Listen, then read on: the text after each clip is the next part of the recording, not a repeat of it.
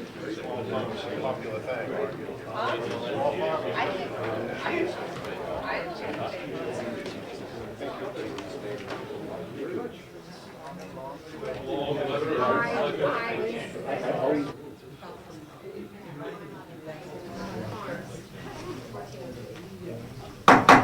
Okay, we'll open up the public hearing in House Bill 1402. Before I call on the prime sponsor, this is a little awkward situation. Commerce has never been a second committee until this session, so we're sort of feeling our way into this. This bill, as amended by the Environment and Agriculture Committee, just looks a wonderful amendment, and we really have no particular reason at all to muck around with this bill. So I guess is there anybody who is opposed to the amendment? May I have one? Okay, if you were to pull your drawer, or up there, if you were drawer, it would say, as amended by the House. The sponsor passed out this amendment, but I'm assuming this is correct, because in other words, it didn't go through a roll bill, but as everybody should have is as amended by the House. Yeah. Is the correct version. The numbers aren't lining up. Right, that's why I said that, The one that we have on the wall but I did check it, it does, the language does look the same. is just easier. I don't know. 06248. But whether they're all the same, I assume they're the same. So what I can ask is, and I realize there are a lot of you came here, and a lot of you want to tell us great, compelling stories, but believe me, we already buy into it, we already agree with you, there's nobody going to be in any opposition to this bill, right? Is there anybody in opposition? Because we want to hear from them now, right up front. Right? Assuming there's no opposition to this bill, we are certainly willing to listen to everybody's story, but just be aware that you're between us and lunch. We want to go out and make sure we have our cheese products. Okay, so we'll introduce Representative Comeau, who will be introducing the bill, and good morning. Good morning. Thank you, Mr. Chair. Good morning, committee members. My name is Guy Comeau. I'm on the Senate Bonstead. I am a farm owner, but none of this bill pertains to me. This is situations that arose dealing or talking with different farmers and farmers markets, and I'll breeze through it real quick. The first part, the homestead kitchen license. In about 2006 to 2007, legislation was introduced and became law that made it difficult for small farms to do their own baked goods, make jams with their berries, non-hazardous products, and sell at their farm stand or from their house. And all we meant to do with this is to simplify it, that if you're 10,000 gross sales or under, and you're selling it yourself from your home, your farm, farmer's market, farm stand, you'll be exempt from licensing and inspection, excluding potentially hazardous foods, which is a list of them on Health and Human Services website. It is also important to say that Health and Human Services has been on board with this. In fact, they wrote this amendment, so we're in total cooperation on all of this. Along with this, there is labeling required for consumer protection. You have the name and address and phone number of the operation, ingredients, descending order, predominance by weight, allergy information, and also a label that says that this product is exempt from New Hampshire licensing and inspection. So that pretty much sums up the kitchen license part. On the raw milk products, which is the original amendment, again, dealing with small farms like we do, because we are one, it came to my attention that I guess like 3 years ago, the amount of raw milk that you could sell a day went from 5 to 20 gallons. And some of these smaller farmers, these micro farmers, were making aged cheese, cream, kefir butter, and they were selling it, and they got cease and desist orders from Health and Human Services. There was a little bit of a glitch there. So what we set out to do is that, again, if you take that 20 gallons that's already legal to sell a day, you can make aged cheese, yogurt, cream, butter, kefir, and sell it same as the homestead kitchen license by you from your home, farm stand, farmer's market. The labeling on this, from what I'm told, what I've learned, is that a lot of people who come in to purchase raw goods come in with their own container. So to cover the labeling problem, there will be signs posted on the farm identifying the fact that they are exempt from licensing and inspection. And if the farmer themselves puts the product in the container, then they will have to label that as the same. This also, like I said, I mean, even if you had a farm stand across the street from you, they could not sell your product for you. It has to be by you. And this does not do away with licensing. If you, as far as with the kitchen license, decided that you wanted to make jam and sell it to your local store, then you'd still have to go out and get a license, and the license would still be available. If you wanted to sell your raw products to another farm stand, to a restaurant or wholesale, then you would also need to get a license for that. This is so the farmer can move their product without a lot of problems. And that pretty much sums it up. I don't know if that was too quick. That was great. Okay.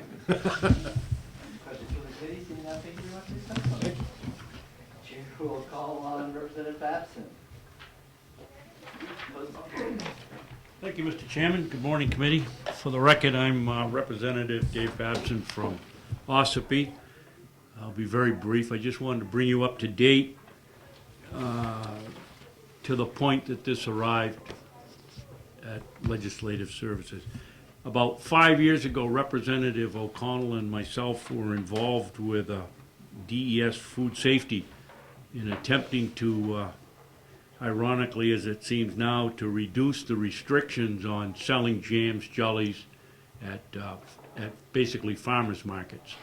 And we worked 2.5 years and came up with a 3-tiered level, and which became known as the homestead license, which today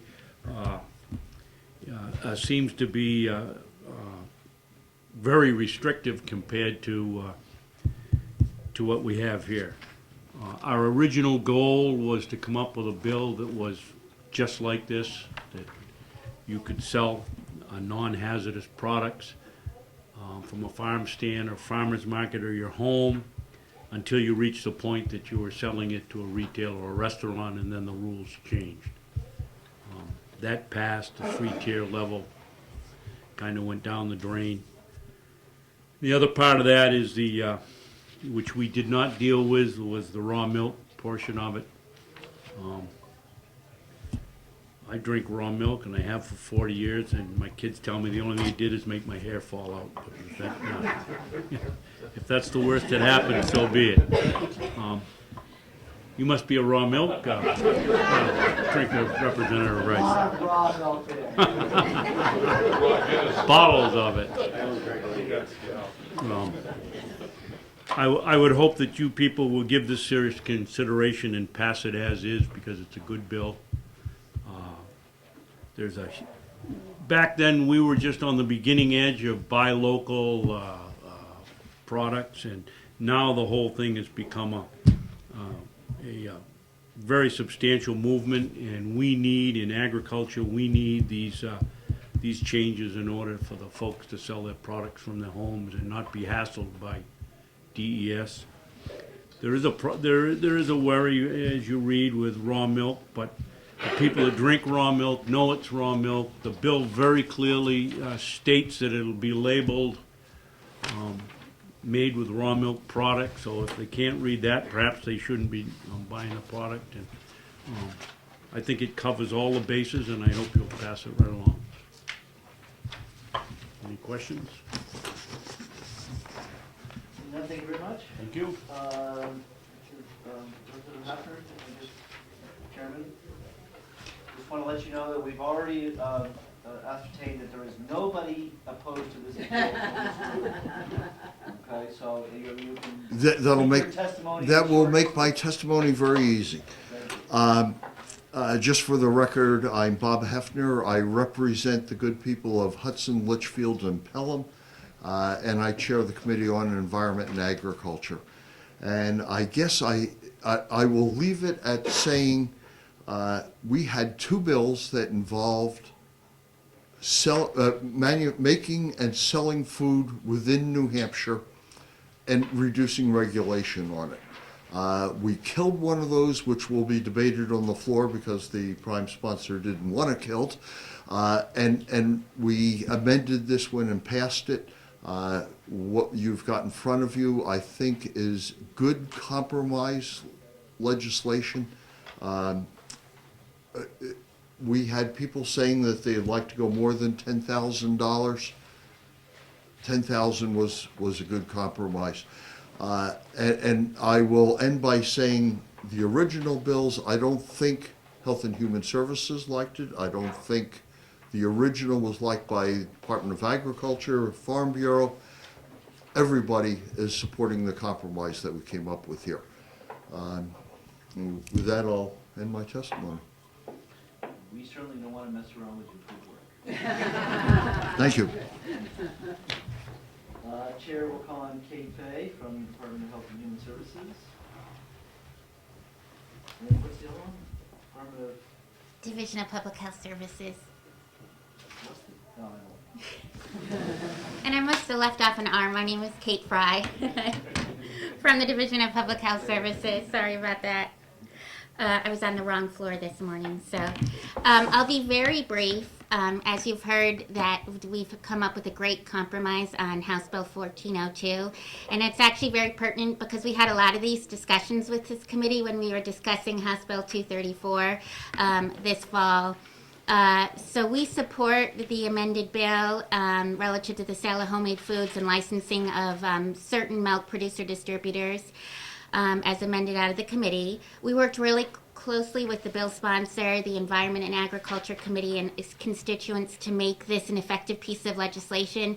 It reduces the regulation of homemade foods and certain dairy products, but while balancing the food safety concerns. So I'll just walk through very quickly what this bill does. I have copies of my testimony that I'll leave with you. It adds an exemption under the food service licensure statute under 143A5. It allows homestead food operations selling less than $10,000 in annual gross sales of non-potentially hazardous foods to be sold from the homestead, the farm stand, or the farmers markets. Non-potentially hazardous food, I get this question a lot. It includes jams, jellies, cookies, fruit pies, cakes. I know it's right before lunch. Sorry about that. It also requires food operations that exceed the 10,000 limit who wish to sell the non-potentially hazardous food to retail to be licensed under 143A4. The bill defines what potentially hazardous food. A lot of you know now that anytime you have to either cook something or keep it cold, anywhere in the middle, that's where we create the bacteria is created. So that is well defined in the statute, and as Representative Comeau said, it will be in our rules and it's on our website as well. It also amends the dairy statute to allow the milk producer distributors to produce for sale milk products made from less than 20 gallons of raw milk. Includes now products such as cheese that has to be aged at least 60 days, yogurt, cream, butter, or kefir, and to do so without a license, as long as it's direct sales from the farm stand. Before it was just the raw milk that was able to be sold in that with those circumstances. Now it's the products that go along with it.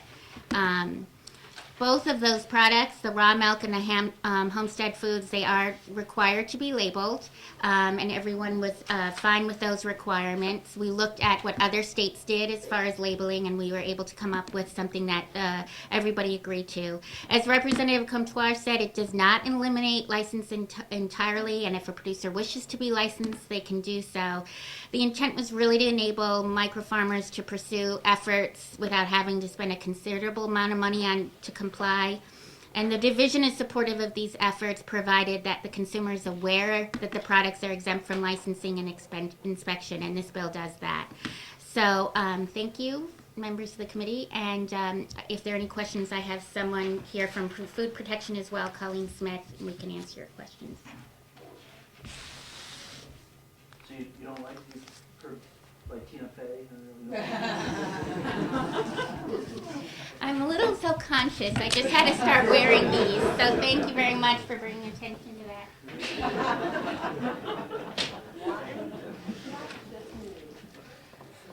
Well, I'm the one that screwed up her name. Okay, Wendy Rogers, representing herself for the fellows. Actually, I see are you a tag team? Are there two of you? Or My daughter? Keely, you guys want to come up together? Sure. Can Jill can go to the one. I'll have Keely go first.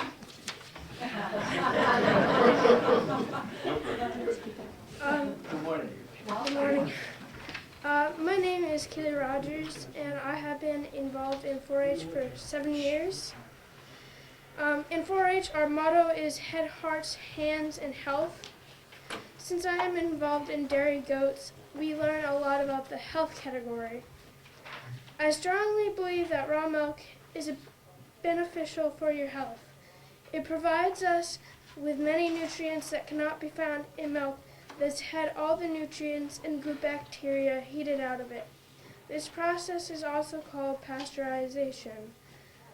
While drinking raw milk for 7 years, I have discovered that I am less susceptible to sicknesses and diseases. Other teenagers in my school who drink pasteurized milk often miss more school because they are too ill to come to school. In fact, last year I received an award for never missing a single day of school because of illness. I also have discovered that raw milk tastes much better than pasteurized milk. Store-bought milk that is ultra-pasteurized even can make me sick if I drink too much of it. At school, instead of bringing milk, I bring a water bottle or I bring juice. In questioning, my friends have also agreed that pasteurized milk tastes bad.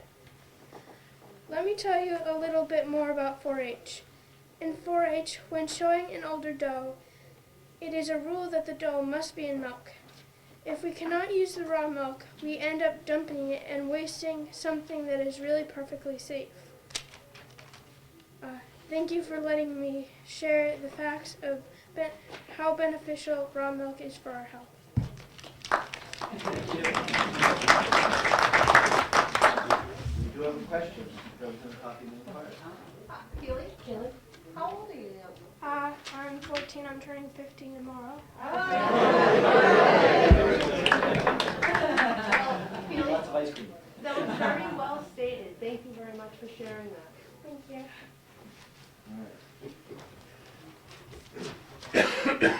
Good morning.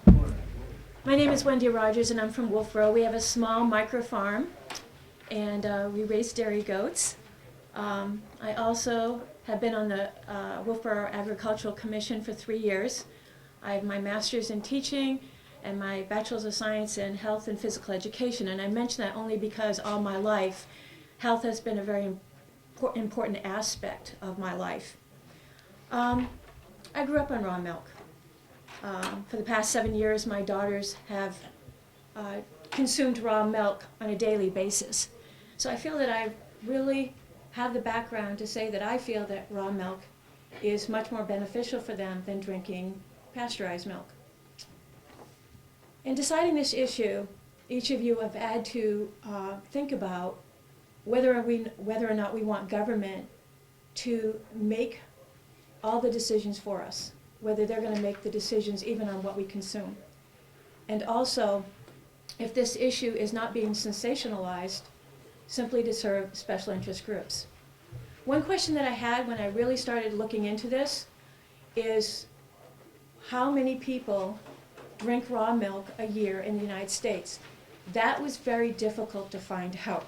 I had all kinds of numbers about supposed illnesses, and all this, but it was very, very difficult to find out how we related to all the people that were drinking raw milk. I finally found one study, and it was done in 1906 to 1907, and it was done by a group called FoodNet, which was established in cooperation with the CDC, the state health departments, the FDA, and the USDA. And what they concluded that at that time, there was approximately 9 million people in the United States that was consuming raw milk products. So when you take that 9 million numbers and you plug it into how many people supposedly are getting ill from raw milk, what you're finding that the percentage is 0.001 to 0.002. It's a very small number. And so I started relating to that to some of the other things in our society. Flu. Flu kills about 27,000 people a year, and yet we do have flu shots, and it's freedom of choice. Pneumonia is the 6th leading cause of death in the United States. Again, we have pneumonia vaccines, but again, it's freedom of choice. The other thing I started thinking about was tobacco and tobacco products, and that we have not made them illegal. It's freedom of choice. And yet each year, 445,000 people in the U.S. will die from tobacco-related products. Again, it's freedom of choice. We are given the information, and therefore we are able to make a decision on the aspect that we want our life to go. So I guess in conclusion, I would just like to say that we should have the freedom to decide what to put in our bodies. We should be able to have the information whether it contains antibiotics, it's been sprayed with pesticides, it's been pumped full of growth hormones, or it's been genetically altered. All that information is very important for us.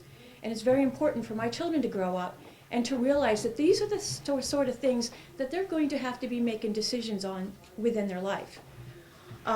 We know that pasteurization kills all the healthy aspects of it. And like everything, there is always a risk. But I don't think any one of us wants to live in a glass bubble. So that concludes my support of this bill. And again, I'd like to thank you for your time. Any questions? Thank you very much. Thank you. Question, Mr. Speaker? Oh, you have a question? Did I hear you, ma'am, say that we had an FDA in 1906 and a CDC? Oh, I'm sorry, 2006, 2007. Okay. Oh, okay. Sorry about that. I might have. I wrote that down, I was wondering. See, I just wanted to make sure that you were all listening. I'll be on the quiz too. Kathy Watton from Watton Farms.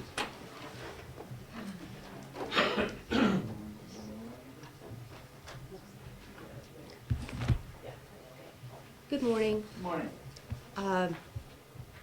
I just want to voice my support for the House Bill 1402. My husband and I have a small farm in Ossipee. When I say small farm, we've got 6 acres, and right now we've got 2 milk cows. We had been selling raw milk product.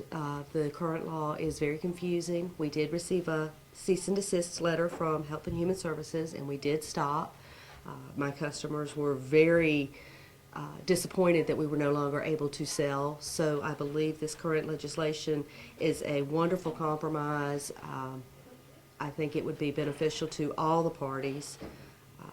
We have lots of customers that have come up and said that they cannot handle pasteurized milk, that they would prefer to drink the raw milk, that they would prefer to have the products made from the raw milk.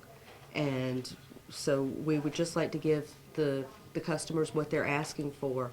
It's freedom of choice, and normally people who are looking for the raw milk products understand that there is a risk. Well, there is a risk with everything, but they understand that it is a risk from the raw milk. We've always had an open farm policy. We're on a side road that goes to a campground, and all summer long we have people stop by with their children. They'll see a sign that says fresh eggs for sale. Can we go see the chickens? Of course you can. I have nothing to hide. I'm more than happy to have people stop by at any point and watch when I milk, when I make cheese, because I do make cheese for us, when I make yogurt. I would do nothing different having someone watch me than I would do without, because when I make the product, I don't know who's going to get it, my family, or hopefully if the bill passes, the public. So the care is taken in every batch that we make. I hope that this goes through, and I think that it's something that's very beneficial to the public. Thank you. Thank you. Ma'am, Yes. what product were you selling that you were told was cease and desist? We were selling raw milk yogurt, and we were selling cheddar cheese made from raw milk. Like I said, it's very confusing. There is a section in the law now that says you can sell those two, so we were very confused. This committee actually had a lot of extensive discussion about that topic last session, and Representative Slockman and I actually looked into it quite a bit. So I was just curious what category you fell into. It was the yogurt and the cheese, and we were selling it openly. Like we said, we thought we were complying with the law that we were allowed to, so we were selling it at the market. And immediately when we got the letter and it explained why we could not, we stopped because we were not setting out to break the law. Thank you very much. Representative David Knox, I guess would like to weigh in now. Sorry about that, Mr. Chairman. This may have all been said, so I'll be very brief, but I'm on E&A, and obviously this passed wholeheartedly in E&A, and I'm very supportive of House Bill 1402. Without telling a big story, Representative Babson and I went to, with these great micro farmers who are behind me, one Saturday night, and although I'd had raw milk from time to time, I've been told I ate a good chunk of their available raw milk cheese, and for the first time I had no digestive problems, which I kind of knew and took advantage of it. And perhaps a more serious note, I think a lot of good things have happened with this bill so far. That in our committee, we, in a bipartisan way, tried to make government work, or maybe even lack of government work, so to speak. The original bill was more complicated. In our committee, we reduced that by the amendment. And there was a good feeling among us all that, including the micro farmers, that we got Health and Human Service, particularly the Division of Public Health, to try to look at it a little differently and maybe compromise, if you will, a bit. And without repeating everything that perhaps has been said, I just hope that you follow suit with the results of our committee. Thank you. Thank you. Any more questions for the committee? Thank you very much. Garrett Lear.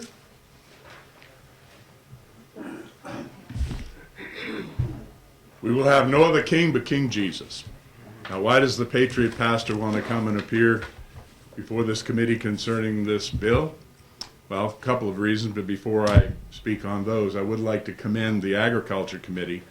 I saw something happen. I've been coming up here for 20 years, regularly for hearings and whatever. I saw something happen in government, and I commend you, Representative Hunt, for, as chairman of the committee, letting us know in advance that you have considered this and your positive feedback on it, and that you're going to vote it through.